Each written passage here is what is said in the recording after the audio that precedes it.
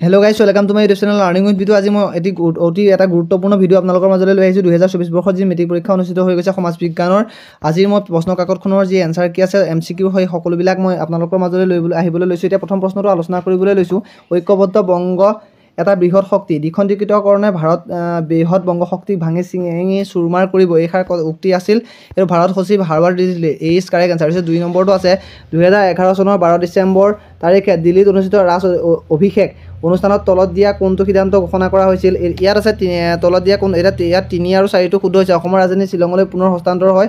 আৰু 4 নম্বৰ আছে অসমৰ প্ৰশাসন মুখ্য আয়ুক্তৰ অধীনলৈ যায়, এইটো আছে বিটো কাৰেক্ট এনচাৰ। তাৰপিছত আছে 3 নম্বৰ আছে সত্যাগ্ৰহৰ কৌশল গান্ধীজীয়ে কোন দেশত পোনপ্ৰথমে প্ৰয়োগ কৰিছিল। প্ৰথমতে আমি জানো যে দক্ষিণ আফ্ৰিকাত গান্ধীজীয়ে পোনপ্ৰথমে গ্ৰহণ কৰিছিলে। দক্ষিণ আফ্ৰিকাৰ পৰা মহাত্মা গান্ধী 1915 চনৰ 8 জানুৱাৰী তাৰিখে ঘূৰি আহিছিলে, যিটো ভাৰতবৰ্ষত মানে কি হৈছে প্ৰৱাসী ভাৰতীয় দিৱস হিচাপে পালন কৰা হয় প্ৰতি বছৰে। তাৰপিছত 4 নম্বৰটো হৈছে মোক তেজ দিয়া মই তোমাক স্বাধীনতা দিম, এই কথাষাৰ কোনে কৰিছিলে। এই কথা নেতাজী সুভাষ চন্দ্ৰ বসুৱে আছিলে, আমি সকলোৱে জানো। প্ৰত্যক্ষ দাবী দিৱস কোন তাৰিখে পালন কৰা হয় সেইটো আহিছে, এইটো প্ৰত্যক্ষ দাবী দিৱস আমি সকলোৱে জানো 16 আগষ্ট 1946 চনত পালন কৰা হয়। ইয়াৰ পিছৰ প্ৰশ্নটো আছে অসমত দাহ প্ৰথা নিষিদ্ধকৰণ কৰা হৈছিলে 1843। কোনে দাহ প্ৰথা নিষিদ্ধকৰণ কৰিছিলে বাৰু সেইটো আপোনালোকে কমেণ্ট বক্সত কমেণ্ট কৰি জনাব। 1861 চনত সংঘটিত কৃষক বিদ্ৰোহটো, এইটো লাচিমাৰ কৃষক বিদ্ৰোহ নহয়, এইটো হৈছে ফুলকুৰিৰ ধাবা 1861 চনৰ। তাৰপিছত 1881 চনত উত্তৰ কাছাৰ জনজাতীয় বিদ্ৰোহৰ নেতৃত্ব দিছিল, এইটো সম্বোধৰ ফংলোচাই। তাৰপিছত আছিলে অসম ছাত্ৰ সন্মিলন গঠন হৈছিলে 1917। উত্তৰ পূব ভাৰতৰ প্ৰথমখন চিকিৎসা মহাবিদ্যালয়, এইটো আমি সকলোৱে জানো ডিব্ৰুগড়। তাৰপিছত জোনাকী যুগৰ ত্ৰিমূৰ্তি হেমচন্দ্ৰ গোস্বামী, চন্দ্ৰকুমাৰ আগৰৱালা, ৰসৰাজ লক্ষ্মীনাথ বেজবৰুৱা, এইটো 20 কাৰেক্ট এনচাৰ।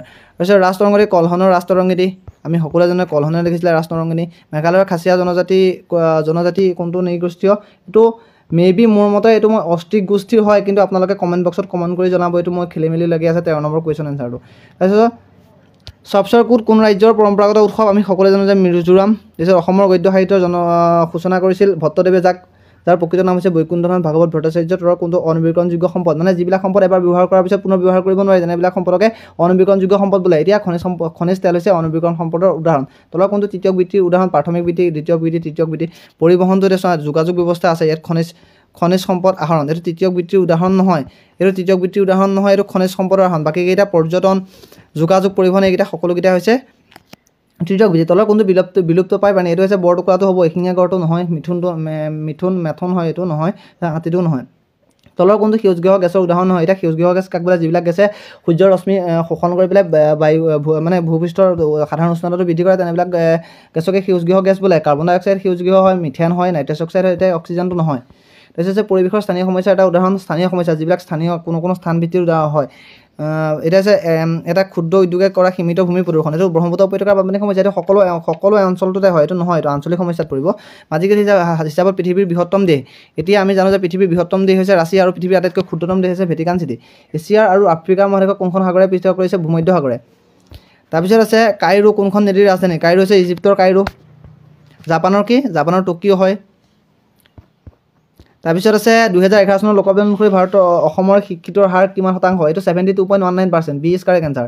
তাৰপিছত 25 নম্বৰটো চাব 2011 চনৰ লোকপিয়ল অনুসৰি অধিক জনসংখ্যা থকা নগৰৰ পৰা আৰম্ভ কৰি কম জনসংখ্যাৰ, এইটো হৈছে গুৱাহাটী আছিলে ফাৰ্ষ্ট, ছেকেণ্ড আছিলে শিলচৰ, তৃতীয়ত আছিলে ডিব্ৰুগড় আৰু Jorhat, 20 correct answer.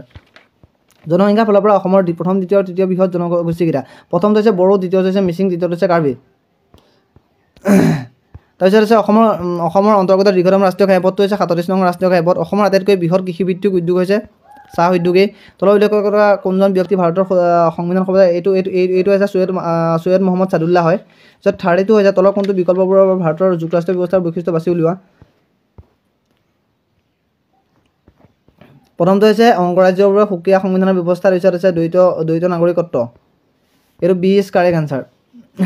বিটো correct answer, উভয়ে অশুদ্ধ হয়, এইটো দুইটা মানে এই দুইটা উভয়ে অশুদ্ধ হয়, সেইটোৱে হ'ব কাৰেক্ট এনচাৰ।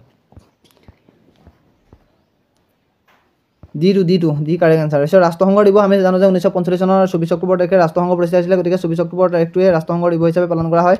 ৰাষ্ট্ৰসংঘৰ বৰ্তমান সদস্যৰ সংখ্যা 193। ৰাষ্ট্ৰসংঘৰ বৰ্তমান সচিব প্ৰধান, এইটো আমি জানো এণ্টনিঅ গুটেৰেছ। তাৰপিছত আহিছে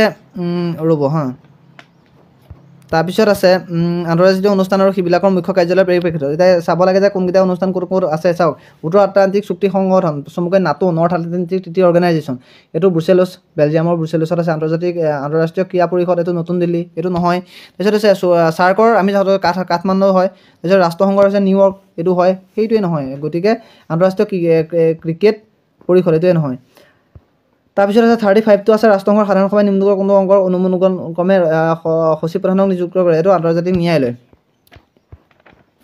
তলৰ কোনটো বিকল্প মুদ্ৰাৰ বৈশিষ্ট্য এইটো খেলি মেলি লাগি আছে বিকল্প মুদ্ৰাৰ বৈশিষ্ট্য দিছে অল্টাৰনেটিভ মানিৰ বৈশিষ্ট্য দিছে এইটো মুদ্ৰাৰ সাধাৰণ বৈশিষ্ট্য কৈ হৈছে মুদ্ৰাৰ সাধাৰণ গ্ৰহণযোগ্যতা তাৰপিছত আছে মূল্যৰ স্থিৰতা তাৰল্য গুণ এইটো বিকল্প মুদ্ৰাৰ এটা সাধাৰণ বৈশিষ্ট্য হৈছে তাৰল্য তাত লিকুইডিটি থাকিবই লাগিব সাধাৰণ গ্ৰহণযোগ্যতা থাকিব মূল্যৰ স্থিৰতা থাকিব লাগিব পূৰ্ণ সাদৃশ্যতাটোৱে এইটো কাৰেক্ট এনচাৰ হয় মোৰ বোধে 36 নম্বৰটো পূৰ্ণ সাদৃশ্যতাটো হ'ব লাগে 2 নম্বৰটো আপোনালোকে কমেণ্ট বক্সত কমেণ্ট কৰি জনাব যদি অইন কিবা ডাউট হৈছে তলৰ দিয়া বিকল্পবোৰৰ পৰা মুদ্ৰাৰ মুখ্য কাৰ্য দুটা চিনাক্ত কৰা মুদ্ৰা হৈছে বিনিময় মাধ্যম মূল্যৰ মাপকাঠি সেই দুটাই প্ৰথম আৰু দ্বিতীয়টো গতিকে এইটো এ আৰু এইটো কাৰেক্ট এনচাৰ 1 আৰু 2 তাৰপিছত ভাৰতবৰ্ষৰ কেন্দ্ৰীয় বেংকটোৰ নাম হৈছে কি ভাৰতীয় ৰিজাৰ্ভ বেংক অফ ইণ্ডিয়া 1935ত যিটো এষ্টাব্লিছ হৈছিলে তলৰ কোনটো বাণিজ্যিক বেংকৰ কাৰ্য নহয় বাণিজ্যিক বেংকে কি কৰে সঞ্চয় গ্ৰহণ কৰে বাণিজ্যিক ঋণ প্ৰদান কৰে বাণিজ্যিক বেংকে ঋণ মুদ্ৰাৰ সৃষ্টি কৰে ৰাইট বাণিজ্যিক বেংকে কাগজী মুদ্ৰা ছপা কৰে কাগজী মুদ্ৰা ছপা কৰাৰ একমাত্ৰ অধিকাৰ আছে reserve bank of India RBI NABARD যিটো 1982 স্থাপন হৈছিল national bank for agriculture and rural development যিটো মুম্বাইত আছে ইয়াৰ ৰাজধানী এইটো কি আছে মুখ্য কাৰ্যালয় ভাৰতবৰ্ষত প্ৰথমে পঞ্চবাৰ্ষিক পৰিকল্পনা সামৰি লোৱা কাল চোৱা হৈছে 1951 চনত যেহেতু পঞ্চবাৰ্ষিক পৰিকল্পনা লোৱা হৈছিলে 1 এপ্ৰিলৰ পৰা 31 মাৰ্চ 1956 এইটো ইজ কাৰেক্ট এনচাৰ তাৰপিছত আছে 42 নম্বৰ প্ৰশ্নটো 2015 চনত গঠিত নীতি আয়োগৰ অধ্যক্ষ হৈছে আমি সকলোৱে জানো যে মোদী হৈছিলে যেতিয়া প্ৰধানমন্ত্ৰী হয় দেশৰ আৰ্থিক ব্যৱস্থাৰ ওপৰত থকা ৰাষ্ট্ৰৰ নিয়ন্ত্ৰণ শিথিলকৰণ হৈছে উদাৰীকৰণ এইটো উদাৰীকৰণ লিবাৰেলাইজেশ্যন গোলকীকৰণ কাক বোলে এখন দেশৰ অৰ্থনীতি অন্য দেশৰ লগত সংযোগ সাধন কৰা ব্যক্তিগতকৰণ কাক বোলে যেতিয়া ব্যক্তিগত কোনো কোনো ব্যক্তিক মানে হস্তান্তৰ প্ৰদান কৰা হৈছে বিত্তীয় অন্তৰ্ভুক্তিকৰণ ফাইনেন্স ইনক্লুশ্যন তাৰপিছত হৈছে ব্যক্তিগতকৰণ হৈছে কাক বোলে চৰকাৰী খণ্ডৰ অধীনত থকা প্ৰতিষ্ঠানসমূহ বেচৰকাৰী খণ্ডলৈ মুকলি কৰি দিয়া নীতি এইটো কাৰেক্ট এনচাৰ তাৰ বহুত উজু প্ৰশ্ন আহিছে তাৰপিছত 45টো দেশৰ মুঠ ৰাষ্ট্ৰীয় আয় মুঠ জনসংখ্যাৰে হৰণ কৰিলে কি পাওঁ আমি জনমূৰি আয় পাওঁ আজিলৈ ভিডিঅ'টো ইমানেই আছিলে যদিহে যিমানবিলাক প্ৰশ্ন মই উত্থাপন কৰিলোঁ আপোনালোকৰ মাজলৈ কোনো যদি ডাউট আছে যদি ভুল হৈছে আপোনালোকে সেইটো কমেণ্ট বক্সত কমেণ্ট কৰি জনাব যদিহে ভিডিঅ'টো চাই ভাল পায় ভিডিঅ'টো লাইক কৰক আৰু চেনেলটো সকলোৰে মাজলৈ আগবঢ়াই দিয়ক ধন্যবাদ জয় অসম।